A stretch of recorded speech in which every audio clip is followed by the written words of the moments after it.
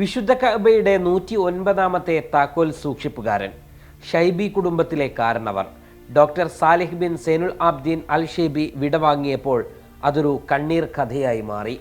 മക്കയിലായിരുന്നു അദ്ദേഹത്തിൻ്റെ അന്ത്യം. വിശുദ്ധ ഹജ്ജ് കർമ്മങ്ങൾ പൂർത്തീകരിച്ച ശേഷം കഅബക്ക് പുതിയ കിസ്വ ധരിപ്പിക്കുന്ന ചടങ്ങുകൾക്ക് നേതൃത്വം നൽകേണ്ടിയിരുന്ന ആളാകുമായിരുന്നു ഷൈബി.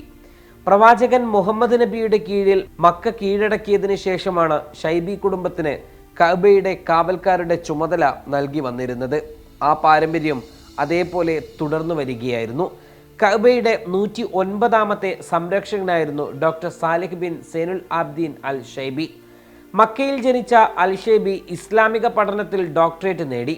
യൂണിവേഴ്സിറ്റി പ്രൊഫസറായി വിരമിച്ച അദ്ദേഹം മതത്തെയും ചരിത്രത്തെയും കുറിച്ച് നിരവധി പുസ്തകങ്ങൾ പ്രസിദ്ധീകരിച്ചിട്ടുണ്ട്.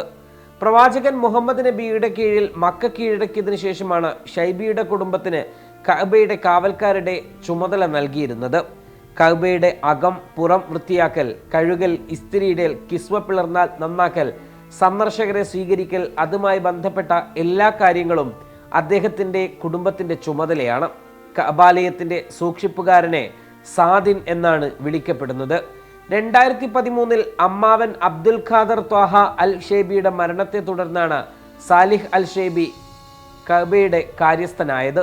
ഹിജറ 8ാം വർഷത്തിൽ മക്ക കീഴടക്കിയ ശേഷം മുഹമ്മദ് നബി ആരംഭിച്ച ആ പാരമ്പര്യമെന്ന നിലയിലാണ് കഅബയുടെ രക്ഷാകർതൃത്വം അൽ ഷൈബിയുടെ പുത്രന്മാർക്കും അവരുടെ പിൻഗാമികൾക്കും നൽകിപ്പോരുന്നത്.